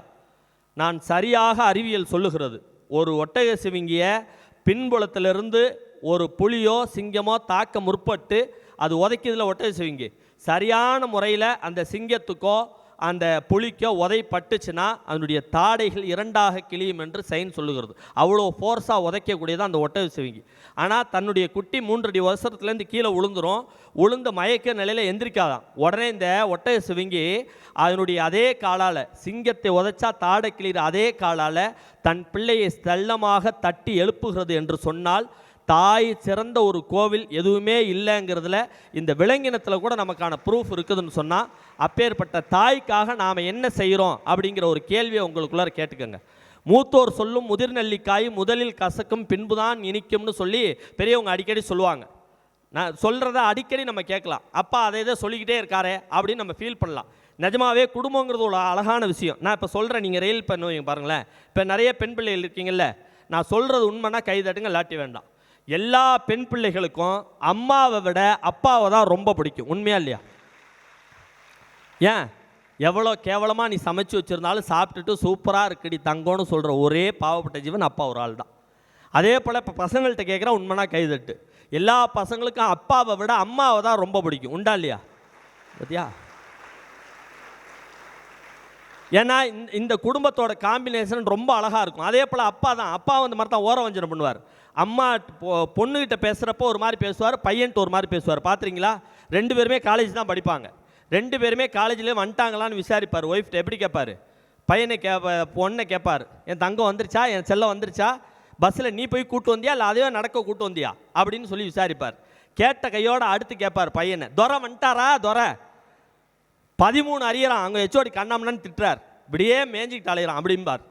அதே போல் தான் வீட்டில் அந்த பொண்ணு ஒரு மாதிரி, பையன் ஒரு மாதிரி. பையனும் பேசுகிறதெல்லாம் டீலிங்லாம் மாற்றிடுவான். பையன் அப்பாட்ட பேசவே மாட்டான். அம்மா செமஸ்டர் ஃபீஸ் கட்டினா அவர்கிட்ட வாங்கி கொடு. அவர் அங்கே தான் நிற்பார். ஏதோ பக்கத்து வீட்டுக்கார மாதிரி அவர்கிட்ட வாங்கி கொடு. இவர் ஒன்றே, அவன் 8th வீட்டுக்கார மாதிரி, நான் அந்த கண்ணாடி டேபிளில் வச்சுருக்கேன்னு அவன்கிட்ட சொல்லு அப்படின்ட்டு இவர் போயிடுவார். ஆனால் ஒன்றே ஒன்று சொல்கிறேன், இந்த வயசு பையனுங்க அப்பா பேச்சை கேட்க மாட்டாங்க. வயசு பசங்க அப்பா பேச்சை கேட்க மாட்டாங்க. ஆனால் அப்பாவுக்கு ஒரு பிரச்சனைனா எவன் பேச்சையும் கேட்க மாட்டாங்கங்கிறது தான் நிதர்சனமான உண்மை. இந்த குடும்பத்தோட சந்தோஷம் வேறு எங்கேயாவது கிடைக்குமா? நான் கேட்குறேன். அப்பா சரியில்லைன்னு திட்டிகிட்டே இருப்பார். அதை பண்ணுறா, இதை பண்ணுறா, அதை பண்ணுறா, இதை பண்ணுற. தயவு செஞ்சு அது தப்பாக நினைக்காதீங்க. திட்டிகிட்டே இருப்பார். அவங்களுக்கான பிரிட்ஜை அந்த அம்மா தான். அம்மா இருந்துக்கிட்டு சொல்லும், ஏங்க அவனை திட்டிகிட்டே இருக்கீங்க, உங்களுக்கு தான் சுகர் இருக்குது, பிபி இருக்குல்ல, அவன்கிட்ட போய் அவன் போலுக்குறீங்க, அவன் வயசுக்கு அவன் ஆடி போனால் ஆவணி வந்து அவன் டாப்பில் வந்துடுவான் அப்படின்னு அந்த அம்மா தான் சப்போர்ட் பண்ணிக்கிட்டே இருக்கும். இந்த மாதிரி சொல்கிறதுனுடைய பலன் இப்போ தெரியாது. அதுக்கு ஒரு சின்ன உதாரணம் சொன்னேன். ஒரு பையன் லைஃப்பில் நடந்த விஷயம். ஒரு 10-15 பேர் இன்டர்வியூக்கு போகிறாங்க. அந்த 15 பேர்த்தில் ஒரு பையனுக்கு மட்டும் வேலை கிடைக்கிது. இது நடந்த செய்தி, மேக்சினில் வந்த செய்தி. அந்த ஒரு பையனுக்கு மட்டும் வேலை கிடைக்கிது. ஆனால் அந்த மீதி 14 பேரும் இவனை பொறுத்தவரையில் மார்க்ஸ்லேயும் சரி, கிரேட்லேயும் சரி, ஆட்டிடியூட்லேயும் சரி, ஸ்கில்ஸ்லேயும் சரி, எல்லாத்துலேயுமே வெல் செட்டில்டாக இருக்காங்க, நல்ல ப்ரிப்பேர்டாக இருக்காங்க. ஆனாலும் கூட அந்த 14 பேருக்கு வேலை கிடைக்கல, இந்த பையனுக்கு மட்டும் வேலை கிடச்சிது. ஹெச்ஆர் கூப்பிட்டுட்டு சொன்னார், இந்த வேலையை கொடுத்துட்டு அவரே சொன்னார், தம்பி உனக்கு முன்னாடி அட்டன் பண்ண எல்லாமே ஆப்டிடியூட் நல்லா பண்ணியிருக்காங்க, இன்டர்வியூ நல்லா பண்ணாங்க, கம்யூனிகேஷன் ஸ்கில்லும் நல்லா இருந்தது, உன்னை விட சப்ஜெக்ட் நாலேஜ் இருந்தது. ஆனால் அந்த 14 பேர்த்த தவிர்த்து உன்னை சூஸ் பண்ணதுக்கான காரணம் என்ன தெரியுமா அப்படின்னு சொல்லி அந்த ஹெச்ஆர் கேட்குறாரு. ஹியூமன் ரிசோர்ஸ் தெரில சார் அப்படின்னு சொல்கிறான். அந்த பையன்ட்ட அவரே சொல்கிறார், இங்கே கேமரா ஓடிக்கிட்டு இருக்கு, நீ இந்த ஆஃபீஸ்க்குள்ளே கேம்பஸ்க்கு என்ட்ரன்ஸில் வர்றப்பவே ஒரு கேரி பேக்கில் ஒரு சாப்பாடு பொட்டலம் வெளியில் கடந்தது, அதை தூக்கி குப்பை தொட்டில் போட்டு வந்தேன். நான் இங்கேருந்து பார்த்துக்கிட்டு தான் இருந்தேன். வாட்ரு தண்ணி தோட்டத்துக்கு விடுற தண்ணி ஓஸ் வெளிப்பக்கமாக ஊற்றி எல்லா பக்கமும் தண்ணி போயிட்டு இருந்தது, அதை திரும்பி எடுத்து அந்த செடிகள் பக்கமாக திருப்பி விட்டு வந்தேன். என்ட்ரன்ஸில் வர்றப்ப அந்த ரிசப்ஷனுக்குன்னா ஒரு ஃபேன் வேஸ்ட்டாக ஓடிக்கிட்டு இருந்தது, அங்கே ஆளே இல்லாமல் ஓடிக்கிட்டு இருக்கேன், மின்சாரம் வேஸ்ட்டாக போதேன்னு யாரையும் கேட்காம உரிமை எடுத்து நீ அதை ஆஃப் பண்ணிட்டு வந்த. எந்த இடத்துல செல்ஃப் ரெஸ்பெக்டும் சுய ஒழுக்கமும் ஒரு வீண் வரையும் போகுதுன்னா அதை சரி பண்ணணுன்ற அந்த தேசிய சிந்தனையும் இருக்கோ, அவன் வேலையை ஈஸியாக கற்றுக்குவான். இந்த பண்புகள் வீட்டில் சொல்லி கொடுத்தா தான் வரும்னு சொன்னப்போ அந்த பையன் சொன்னான், நான் கண் கலங்கிட்டு, எங்கள் வீட்டில் எங்கள் அப்பா அடிக்கடி இதெல்லாம் சொல்லுவார் சார், மாடு அப்படி கிடக்க, அதை பண்ணுறா இதை பண்ணுறான்னு திட்டிகிட்டே இருப்பார், தேவையில்லாமல் சொல்கிறாரேன்னு நினச்சேன். ஆனால் அவர் சொல்ல சொல்ல செஞ்சு தான் எனக்கு இன்றைக்கி வேலையே கிடச்சிருக்குன்னு சொன்னால் நிஜமாகவே எங்கள் அப்பா அன்னைக்கு சொன்னப்போ கசந்தது, இன்றைக்கி சொல்கிறப்ப இனிக்குதுன்னு ஒரு பையன் சொல்கிறான்னா சத்தியமாக உங்கள் அப்பா அம்மா ஃபஸ்ட்டு சொல்கிறது உனக்கு கசப்பாக தான் இருக்கும், பின்னர் அது கண்டிப்பாக உனக்கான நல்லதாக வந்து முடியுங்கிறதுல எந்த மாற்று கருத்தும் கிடையாதுங்கிற ஒரு செய்தியை சொல்லி, பேன் ஸ்வாலோ அப்படின்ற ஒரு வேர்டு கேள்விப்பட்டிருக்கியா? Pan swallow. நான் உங்களுக்கு மெய்சில் இருக்க போகிற ஒரு அற்புதமான விஷயத்தை பற்றி இப்போ சொல்கிறேன். வாய்ப்பு இருந்ததுன்னா வீட்டில் போயிட்டு அந்த பேன் ஸ்வாலோங்கிறத நீ நெட்லேயே போட்டு சர்ச் பண்ணிப்பார். அது ஒரு பறவையினுடைய பெயர்.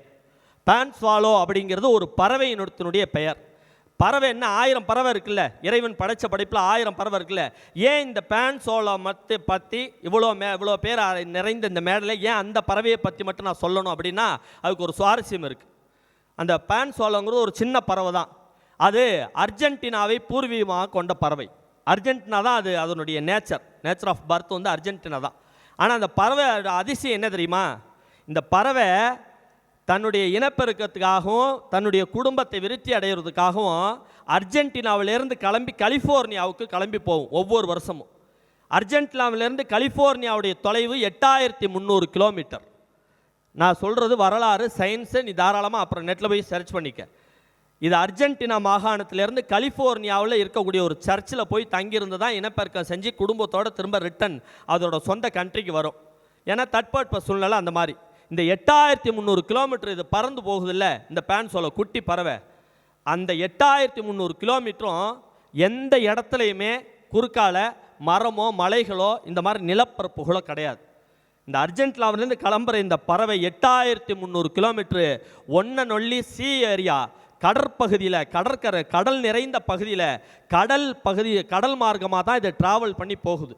அப்போ 8300 கிலோமீட்டர் எப்படி இவ்வளோ தூரம் ட்ராவல் பண்ணுது? சோர்வே இருக்காதா? பறந்துக்கிட்டே இருக்குமா? அப்படின்னா அந்த பறவை பறக்கிறது முன்னாடி ஒரு அற்புதமான ஒரு விஷயத்தை பண்ணும். அதான் இறைவனுடைய படைப்பு. இந்த அர்ஜென்டினாவிலேருந்து கிளம்புறப்பே ஒரு சின்ன தக்கை, ஒரு காஞ்ச சருகு, ஒரு சின்ன கம்பு எடுத்து இது வாயில் கவிக்குது. இந்த பறவை ஒரு சின்ன வெயிட் இல்லாத ஒரு தெக்கையை வாயில் கவிக்கிட்டு மர குச்சியை கவிக்கிட்டு பறந்து போகுது. இது கடற்கரையில் பறக்கிறப்ப எந்த இடத்துல இதுக்கு ஓய்வு தேவையோ அப்போ கடற்கரையோட கீழ் மட்டத்துக்கு வந்து கடலில் அந்த குச்சியை போடும். இதுதான் தெக்கையாச்சில் காஞ்சிருக்குல்ல, அதனால் மூழ்காது. இந்த தெக்கை மிதக்கிறதுல அது மேலே இது உட்காந்துரும். இது வெயிட் இல்லாத பறவை, ரொம்ப சின்ன பறவை, அதனால் அது மேலே உட்காந்துரும். மேலே உட்காந்து அந்த மேற்பரப்பில் வரக்கூடிய சிறிய மீன் குஞ்சுகளை பிடிச்சி சாப்பிட்டுக்கும். எப்போ ஓய்வு தேவையோ அதிலே அப்படியே உட்காந்து ஓய்வு எடுத்துக்கும். திரும்பி பறக்கணும்னு ஆசைப்படுறப்ப திரும்பி அந்த குச்சி வாயில் கவிக்கிட்டு திரும்பி பறக்கும். நிஜமாக நீங்கள் நம்ப மாட்டீங்க, 8300 கிலோமீட்டர் மட்டுமல்ல, அங்கு போயிருந்து குடும்பத்தை இனவிருத்தி பண்ணிவிட்டு ரிட்டன் திரும்ப 8300 கிலோமீட்ரு, மொத்தம் 16600 கிலோமீட்ரு நிலப்பரப்பே இல்லாமல் கடலில் ஒரு சிறிய பறவையால் பறக்க முடியுதுன்னா அதனுடைய தன்னம்பிக்கை எது என்று கேட்டால் ஒரு சிறிய குச்சி தான். அதுபோல் நாம் வாழ்கிற இந்த வாழ்க்கையில் உற்சாகமாக நீங்கள் படிச்சுட்டு நல்ல ஒரு வேலைக்கு போய் நீங்கள் நினச்சதை சாதிக்கணும்னா உங்களுக்கு அடித்தளமாக அந்த குச்சா இருக்கிறதே நீங்கள் படிக்க வந்த இந்த டிகிரி தாங்கிறதுல எந்த மாற்று கருத்தும் கிடையாது. அந்த டிகிரியை சரியான முறையில் நீங்கள் பயன்படுத்தினீங்கன்னா உங்களுக்கான வாழ்க்கையில் வெற்றி கண்டிப்பாக கிடைக்கும். இப்போ அம்மாவை பற்றி நிறைய செய்தி சொன்னேன். இந்த அம்மாவை தாண்டி ஒரு உறவு இருக்குது. நான் முத்துக்குமார் ரொம்ப அழகாக சொல்லுவார், சிறு வயதில் அப்பாவின் தோளில் அமர்ந்து நான் சாமியை பார்த்ததுண்டு. சிறு வயதில் அப்பாவின் தோளில் அமர்ந்து நான் சாமியை பார்த்ததுண்டு. இப்போது தான் தெரிகிறது, ஒரு சாமியின் தோளிலிருந்து தான் இன்னொரு சாமியை பார்த்தேன்னு சொல்லி நான் முத்துக்குமார் சொல்கிறாருன்னா, நான் சொன்னாலே சத்தமுடி அம்மாவோட கைரேகையை பாருங்கன்னு.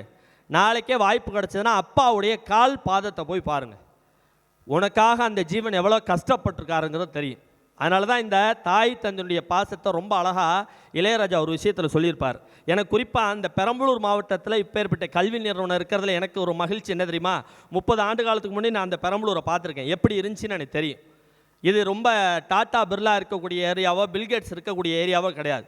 இங்கே எத்தனையோ பெண் பிள்ளைகளுடைய அப்பா தவறிட்டார், ஏதோ ஒரு குடிப்பழக்கத்தால் தவறிட்டார், சிறு வயசுலேயே தவறிட்டார், எனக்கு அம்மா மட்டும்தான் என்னை கஷ்டப்பட்டு படிக்க வைக்கிறாங்கன்னு கை தூக்க சொன்னால் 1000 பெண் பிள்ளைகள் இதில் கை தூக்குவாங்க. அதுபோல் நிறைய ஆம்பளை பிள்ளைங்க இருப்பாங்க. அப்பா தவறுனாலும் தாம் பிள்ளையை விட்டுறக்கூடாதுங்கிறதுக்காக கஷ்டப்பட்டு படிக்க வைக்கக்கூடிய அந்த தாய் எவ்வளோ கஷ்டப்படுறாங்கிறத அழகாக ஒரு பாட்டில் சொன்னான். வெறுங்கைய வீசிக்கிட்டு விறகு சுமந்துக்கிட்டு, வெறுங்கைய வீசிக்கிட்டு விறகு சுமந்துக்கிட்டு, இரவா பகலா தன அலைஞ்சதும் சருகு பொறுக்கி வந்து சாதம் வடிச்சு தந்து, பசியே அறியா மகனா வளர்த்ததும் எத்தனை தாயிங்க தான் நம்ம தமிழ்நாட்டில். என் தாயும் அவளை போல் யாரும் இல்லை நாட்டில்.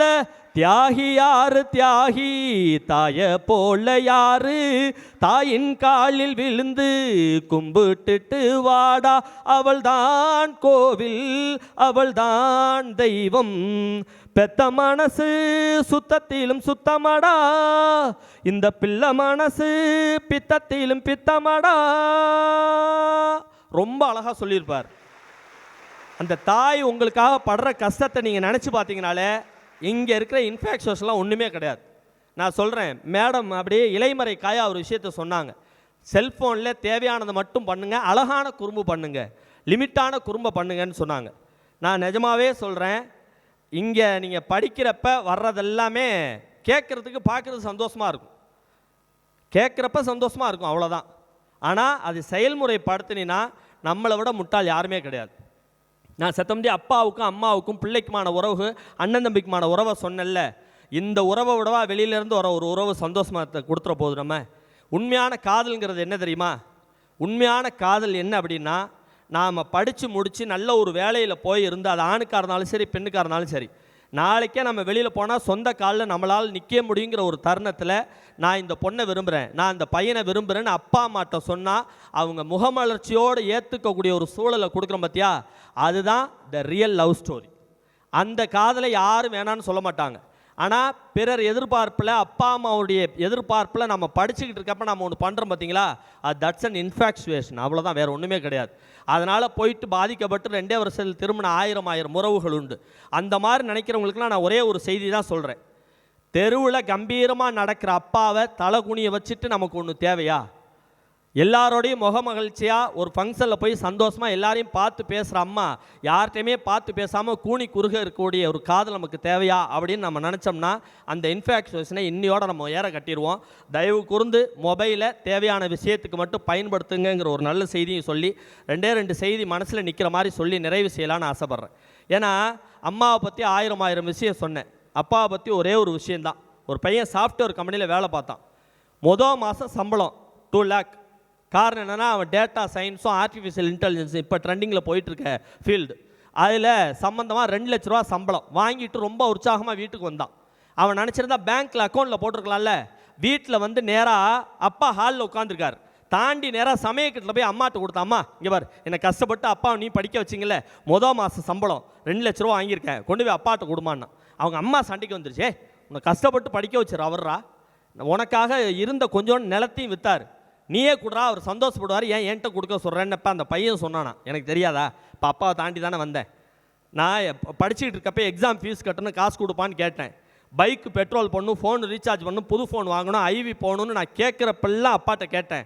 எங்கள் அப்பா இப்படி கொடுத்தாரு, கொடுத்த என் அப்பா கை மேலே இருந்தது, வாங்கினேன் என் கை கீழே இருந்தது. இன்றைக்கி நான் சம்பாதிக்க ஆரம்பிச்சிட்டேன்னு இந்த 2 லட்சத்தை கொண்டு போய் கொடுத்தனா, கொடுக்குற பிள்ளை என் கை மேலே போயிடும், வாங்குகிற என் அப்பங்கை கீழே வந்துடும், நான் உசுரோடு இருக்க வரைக்கும் என் அப்பங்கையை கீழே போக விட மாட்டேன்னு சொல்கிறான் பார்த்தீங்களா. அதுதான் பெருமை, அதுதான் உங்கள் அப்பா அம்மாவுக்கு நீ கொடுக்கக்கூடிய மிகப்பெரிய அங்கீகாரம்.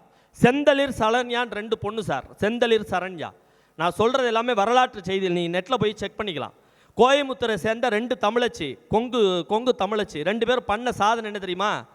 இந்த தைல மரத்தை பற்றின ஆராய்ச்சி பண்ணி நாசா விண்வெளி கழகம் அவங்கள கூப்பிட்டு பாராட்டி அவங்க தயாரித்த 2 சின்ன விண்வெளி கழகத்துக்கு இந்த செந்தளிர் சரண்யான்னு சொல்லி 2 தமிழச்சி பேரை வச்சாங்க.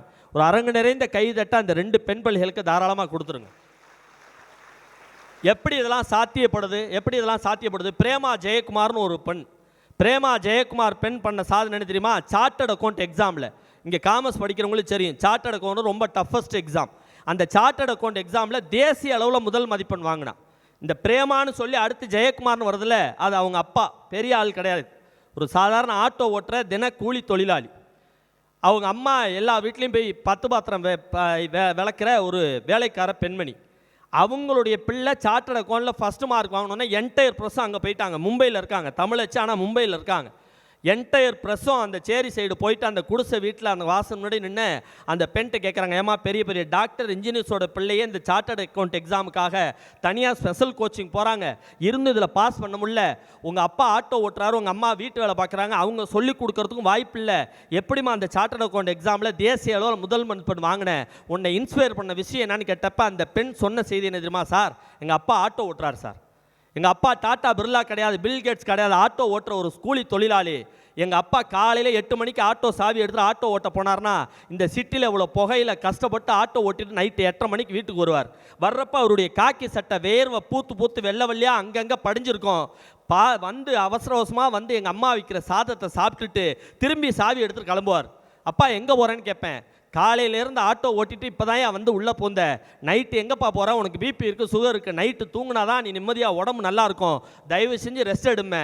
அப்போ அந்த நிலப்படியில் நின்றுட்டு என்னை பார்த்து சிரிச்சுக்கிட்டே ஒரு வார்த்தை எங்கள் அப்பா சொல்லுவார், தங்கம் காலையிலேருந்து அப்பா கஷ்டப்பட்டு ஆட்டோ ஓட்டுறேன்னா நம்ம வீட்டில் எல்லாரும் 3 வேளை சாப்பிடணும்னு ஆட்டோ ஓட்டுறேன்டா தங்கம், நைட்டு கண்ணு முழிச்சு அப்பா ஆட்டோ ஓட்டினா தான் உன்னையும் உன் பிள்ளையும் நல்லா படிக்க வைக்க முடியும்னு ஒரு அப்பா சொல்கிறாருன்னு சொன்னால் இந்த கஷ்டம் நம்ம ஒவ்வொரு ஃபீல்டையுமே ஒவ்வொரு வீட்லேயுமே ஒவ்வொரு அப்பா பட்டுக்கிட்டு இருக்க விஷயந்தான், இல்லைன்னு சொல்ல முடியுங்களா?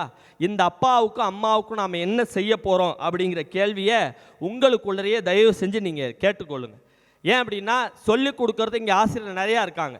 நான் நிஜமாகவே மனவருத்தப்படுற ஒரே ஒரு செய்தியை சொல்லி நிறைவு செய்யணும்னு ஆசைப்பட்றேன். நான் ரொம்ப கஷ்டப்படுற மனவருத்தப்படுற ஒரே ஒரு விஷயம் என்ன தெரியுமா, இங்கே நிறைய பிள்ளைகள் 12th முடிச்சுட்டு இப்போ இங்கே வந்திருக்கீங்க. ஒரு கார்ட்லெஸ் மைக்கு கொடுங்க சார், ஒரு கார்ட்லெஸ். 12th முடிச்சுட்டு இங்கே வந்திருக்கீங்க. நிஜமாகவே சொல்கிறேன், நான் ஒரு பேராசிரியராக நிறைய இன்ஸ்டியூஷனுக்கு ட்ரைனிங் போகிற ஒரு ட்ரைனராக நான் ரொம்ப வருத்தப்படுற செய்தி, முதல்வர் ஐயா உட்பட அவர்களுக்கும் இந்த கருத்தை கொண்டு போகணுன்னு ஆசைப்பட்றேன். நான் ரொம்ப வருத்தப்படுற செய்தி என்ன தெரியுமா, நீ வேணால் லைப்ரரியில் போய் செக் பண்ணிப்பார். இந்த கடந்த 2 வருஷத்துக்குள்ளற, இந்த 2 வருஷம் ஃபோனை இங்கே கொடுங்க, மைக்கை இங்கே கொண்டு வாங்க.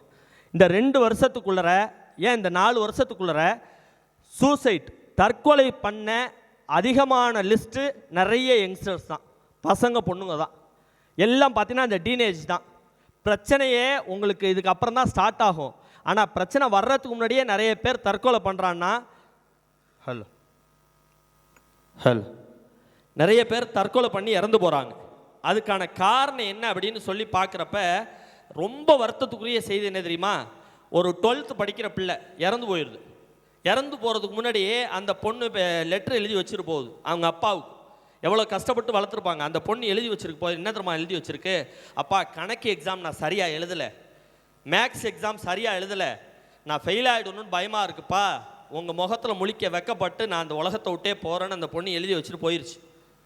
சத்தியமாக நீங்கள் நம்ப மாட்டீங்க, அந்த பொண்ணு மேக்ஸில் 80க்கு மேலே மார்க் வாங்கினா 100க்கு. இப்போ அந்த மார்க் வந்துருச்சு, அந்த போன உசுர் வருமா யோசனை பண்ணி பாருங்கள். நீட் எக்ஸாமுக்காக 1 வருஷம் 2 வருஷம் ட்ரைனிங் போகிறாங்க. அப்பா நம்பிக்கை வச்சு அம்மா நம்பிக்கை வச்சு நீ படித்து முடிச்சது போதும், இப்போ உடனே காலேஜ் போகணுன்னு கிடையாது, நீ மெடிக்கல் தான் ஆசைப்படுற, நீ நீட் எக்ஸாம் போகணும்னு சொல்லி அவங்க சேர்த்து விட்றாங்க. 1 வருஷம் 2 வருஷம் ப்ராக்டிஸ் பண்ணி பார்த்து முடியலங்கிறதுனால திரும்பி அப்பா அம்மாவை கஷ்டப்படுத்துகிறோன்னு பயந்துக்கிட்டு அங்கே நீட் எக்ஸாம் ட்ரைனிங் போகிற இடத்துல பிள்ளைங்க தற்கொலை.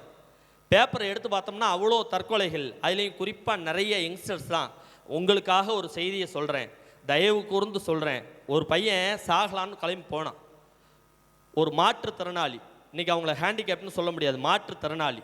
அவங்க தான் இன்றைக்கி சமுதாயத்தையே மாற்றும் திறனாளியாகவும் இருக்காங்க. அவங்களுக்காக நல்ல ஒரு கைத்தறல தாராளமாக எல்லாமே கொடுத்து வைங்க.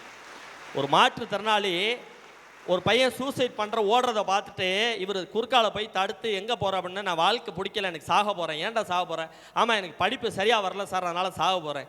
சாக போகிறேன்னு இங்கே எங்கே ஓடுறேன், அந்த குட்டையில் விழுந்து சாக போகிறேன். உன்னை காப்பாற்றிட்டாங்க என்ன பண்ணுவேன்? நான் விஷம் குடிச்சு சாவேன். அடா விஷத்தில் கலப்படனா என்னடா பண்ணுவேன்? தூக்கு மாட்டி தொங்குவேன். நீ தொங்குற நேரம் கிளை அறுந்துடுறா என்னடா பண்ணுவேன்? கத்தியை வச்சு அறுத்துக்குவேன். நீ அறுக்கிற நேரம் வந்து பிடிச்சி காப்பாற்றுறாங்க என்னடா பண்ணுவேன்? சாகிறதுக்கு எனக்கு வழியா இல்லை அப்படின்னு நானா. அதுக்கு அந்த மாற்றுத்திறனாளி சிரிச்சுக்கிட்டே சொன்னாடா, ஏன்டா தம்பி டேய், சாகிறதுக்கே உனக்கு 1000 வழி இருக்கே, வாழ்கிறதுக்கு ஒரு வழி கூடையாடா இல்லை, வாழ்ந்து பாடுறான்னு சொல்லி ஒரு மாற்றுத்திறனாளி நல்லா இருக்கிற பையனுக்கு சொல்கிறாருன்னு சொன்னால், என் அன்பு பிள்ளைகளே, உங்களுக்காக நிறைவாக மனசில் நிற்கிற மாதிரி ஒரு பாடலோடு நிறைவு செய்கிறேன். இதை நீங்கள் வேணால் தேசிய கீதமாக கூட எடுத்துக்கலாம். இது ஒரு சினிமா பாட்டு தான், ஆனால் இதனுடைய வரிகளை நீங்கள் உற்று நோக்கி தேசிய கீதமாக கூட எடுக்கலாம். இங்கே இருக்க பெண் பிள்ளைகளும் சரி, ஆண் பிள்ளைகளும் சரி, நீங்கள் வீட்டிலேருந்து கல்லூரிக்கு கிளம்புறப்ப இந்த பாட்டை அப்படியே ரெக்கார்ட்லேயோ மொபைல்லையோ போட்டுட்டு கூட நீங்கள் கிளம்புங்க. ஒவ்வொரு நாளும் இந்த பாட்டை கேளுங்க.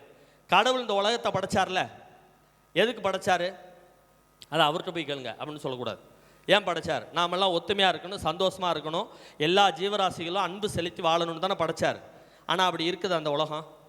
நியூஸ் பேப்பர் எடுத்து பாருங்கள், ஜாதி பிரச்சனை, உயர்ந்தவன் தாழ்ந்தவன் பிரச்சனை, ஏழை பணக்காரன் பிரச்சனை, அவனை அடிச்சுட்டான், இவனை கொண்டுட்டான். அப்போ கடவுள் ஒன்று நினச்சி இங்கே படைச்சார்.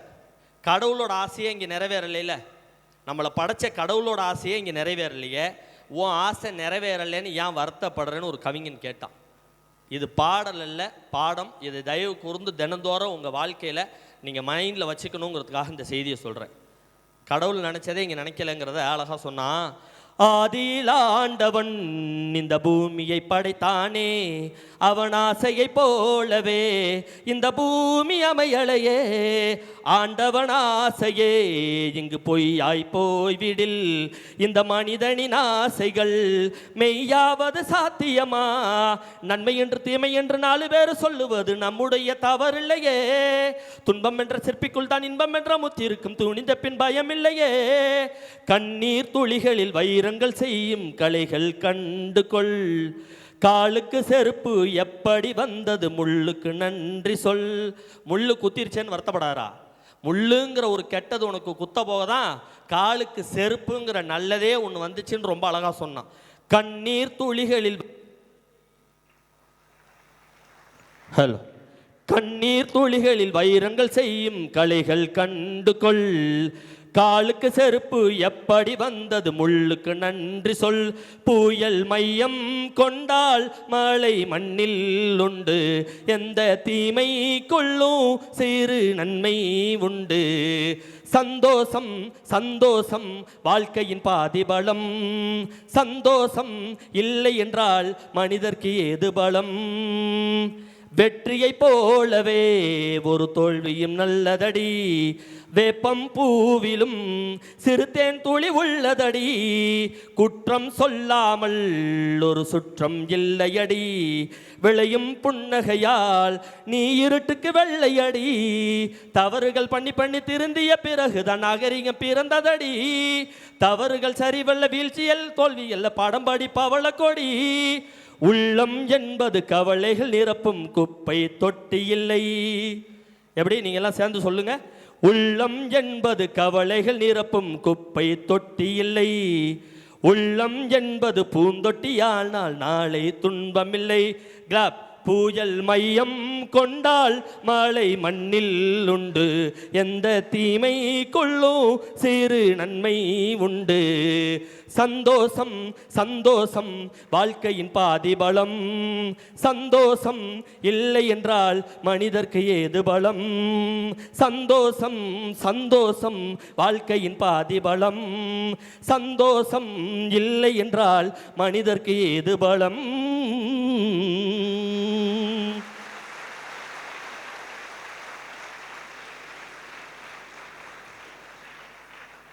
உள்ளம் என்பது கவலை நிரப்பும் குப்பை தொட்டி அல்ல, உள்ளம் என்பது பூந்தொட்டி, ஆனால் நாளை துன்பமில்லை. ஆக எந்த கஷ்டம் வந்தாலும் சரி அதை போட்டு மனசுக்குள்ளரையே வச்சுக்கிட்டு மனசுக்குள்ளரையே வச்சு புழுங்கிக்கிட்டு வாழ்க்கையில் என்ன தினந்தோறும் நடக்கணுங்கிறத மறந்துட்டு நம்ம வாழாமல் உற்சாகமாக சந்தோஷமாக நம்ம வாழ்ந்தோம்னா வாழ்க்கையில் நமக்கான வெற்றி வாசல் எப்போவுமே திறந்துருக்குங்கிற ஒரு செய்தியை சொல்லி ரொம்ப அழகாக டிக்னிட்டிஸ் பேசுகிறப்போ ஒரு விஷயம் சொன்னாங்க. நீ எந்த துறையாக வேணாலும் இரு, கம்ப்யூட்டர் சயின்ஸை தயவு செஞ்சு கற்றுக்க அப்படிங்கிற ஒரு விஷயத்தை பதிவு பண்ணாங்க. அதை சொல்லி நிறைவு செய்கிறேன். இன்றைக்கி ட்ரெண்டிங்காக நம்ம முதல்வர் சாரே கம்ப்யூட்டர் சயின்ஸ் டிபார்ட்மெண்ட் தான், சொல்லவே தேவையில்லை. என்ஐடிலேயே அவங்க பிஹெச்டி முடித்தவங்க. இன்றைக்கி ட்ரெண்டிங்கில் எல்லா இடத்துலையும் தேவைப்படுற 2 விஷயம் என்ன அப்படின்னா டேட்டா சயின்ஸும் இந்த ஆர்டிஃபிஷியல் இன்டெலிஜென்ஸ் தான். அது இல்லாமல் உலகமே கிடையாது. இன்னும் ஃப்யூச்சரில் ஆர்டிஃபிஷியல் இன்டெலிஜென்ஸ் இன்னும் பெரிய மாற்றத்தெல்லாம் ஏற்படுத்த போகுது. அப்போ நான் காமர்ஸ் படிக்கிறேன், ஃபிசிக்ஸ் படிக்கிறேன், கெமிஸ்ட்ரி படி, எதை வேணாலும் நீ படி, அது கூட சேர்ந்து கணினி அறிவியலையும் உன் கூட சேர்த்துக்க. கண்டிப்பாக உனக்கான மாற்றங்கள், மிகப்பெரிய வெற்றி உனக்கான களம் அமைச்சு கொடுக்கறதுக்கு பேராசிரியர் பெருமக்களும் நல்ல ஒரு என்விரான்மெண்ட்டும் இந்த சூழலில் இருக்குது. புதுசாக வருகை தந்திருக்கவங்களுக்கு இளையவர்கள் ஏற்கனவே இங்கே இருக்கக்கூடியவர்கள் உங்களுடைய அனுபவத்தை அழகாக ஷேர் பண்ணுங்கள், உற்சாகமாக இருங்க. இந்த கல்லூரி படிப்பானது உங்களுக்கான வெற்றியை தீர்மானிக்கும்னு சொல்லி ஒரே ஒரு செய்தி தான். இந்த படிப்பு ஏன் முக்கியங்கிறத சொல்லிட்டு நான் உட்காந்துறேன். இந்த படிப்பு ஏன் தெரியுமா முக்கியம்? நான் சொல்கிறது உண்மைன்னா நீங்கள் கைதட்டுங்க. ஒருத்தர் இறந்து போயிடுறார், பெரிய பணக்கார், நிறைய பெரிய பணக்காரர் ஒருத்தர் தவறிடுறார். அவர் இறந்ததுக்கப்புறம் 4 தென்னந்தோப்புக்கு சொந்தக்காரர், 4 பங்களாவுக்கு சொந்தக்காரர், 3 ஆடி கார் வச்சிருக்கிறாரு அப்படின்னு அவங்க கல்லறையில் அவருக்கு பேர் பின்னால் போட முடியுமா? எத்தனை கோடி கோடியாக வச்சுருந்தாலும் அவர் மரணித்ததுக்கப்புறம் அவர் பணக்காரர், அவர் கார் வச்சுருக்கார், பங்களா வச்சுருக்கார் போட முடியாது. ஆனால் நீ ஒரு சாதாரண குடும்பத்தில் பிறந்திருந்தாலும் ஒரு டிகிரி முடிச்சுன்னா மரணித்த பிறகும் கூடவே உன் கூட வரும்னா நீ படிக்கின்ற இந்த பட்ட படிப்பு தாங்கிறதுல எந்த மாற்று கருத்தும் கிடையாது. இதை தாண்டி இன்னொரு விஷயம் சொல்கிறேன். பணம் நிறையா இருக்குதுன்னு வச்சுக்கேன். இங்கே எல்லாருமே பணம் சம்பாருன்னு ஒரு விஷயத்தை சொன்னாங்க. நீ டாக்டர் ஆகிறேன், இன்ஜினியர் ஆகிறேன், பணக்காரன் ஆகிறேங்கிறதெல்லாம் என்னை பொறுத்தவரை முக்கியம் இல்லை, நல்ல மனுஷனாகணுங்கிறது தான் என்னை பொறுத்தவரை ஃபஸ்ட்டு பாயிண்ட்டாக நான் சொல்கிறது. இந்த மேடையில் பணம் நிறைய இருக்குதுன்னு வச்சுக்கேன், அதை நீ எடுத்து கொடுக்க செலவாயிட்டு இருக்கும். ஆனால் நீ படித்த கல்வியை 4 பேருக்கு சொல்லிக் கொடுக்க உனக்கும் அது இன்னும் வளரும்னு சொன்னால் கொடுக்க குறையாத ஒன்றே இந்த கல்வி தான்னா. இப்பேற்பட்ட கல்வியை உனக்கு நல்ல ஒரு என்விரான்மெண்ட்டில் நல்ல ஒரு சூழலில் கொடுத்த பெற்றோருக்கும் அதை கற்றுத்தர இருக்கின்ற ஆசிரியர்களுக்கும் நல்ல ஒரு நன்றியை சொல்லி இந்த அற்புதமான களத்தை எனக்கு ஏற்படுத்தி தந்த நம்ம தனலட்சுமி சீனிவாசன் பல்கலைக்கழகத்திற்கும் குறிப்பாக இந்த நிகழ்வுக்கு நான் வருவதற்கு காரணமாக இருந்த முதல்வர் ஐயா வெற்றிவேல் ஐயா அவர்களுக்கும் மற்ற கல்லூரி முதல்வர் அத்தனை பேருக்கும் பேராசிரியர் பெருமக்களுக்கும் எல்லாத்தையும் தாண்டி நடுவர் இன்னைக்கு பேசுகிற பொழுது நம்ம முதல்வர் இன்னைக்கு மிகப்பெரிய பொய் ஒன்று என்கிட்ட சொன்னார். நான் கேட்டேன், இருபாலர் கல்லூரியா சார் அப்படின்னு. அதனால தான் நம்ம வேளாண்மை கல்லூரி முதல்வரையாக நாங்கள் வர்றப்ப அவர் சொன்ன செய்தி தான். முதல்வரையாட்ட கேட்டேன், இருபாலர் கல்லூரியா? ஆமாம் அப்படின்னு சொன்னார். ஆனால் இங்கே வந்ததுக்கப்புறம் தான் தெரியுது, இருபாலர் மட்டுமல்ல இத்தனை பட்டாம்பூச்சிகள் படித்து கொண்டிருக்கிறதுங்கிறத வந்ததுக்கப்புறம் தான் தெரிஞ்சிக்க முடியுதுன்னா, இப்பேற்பட்ட சூழலில் நல்ல கல்வியை நீங்கள் கற்று மிகப்பெரிய உயரத்திற்கு வந்து உங்களுக்கு மட்டுமல்லாமல் இந்த சமுதாயத்துக்கும் அது பயன்படும் வகையில் நீங்கள் செயல்பட வேண்டும் என்று உற்சாகமாக புது விருந்தினர்களை வரவேற்று விடைபெறுகிறேன். நன்றி, வணக்கம், ஜெய்ஹிந்த்.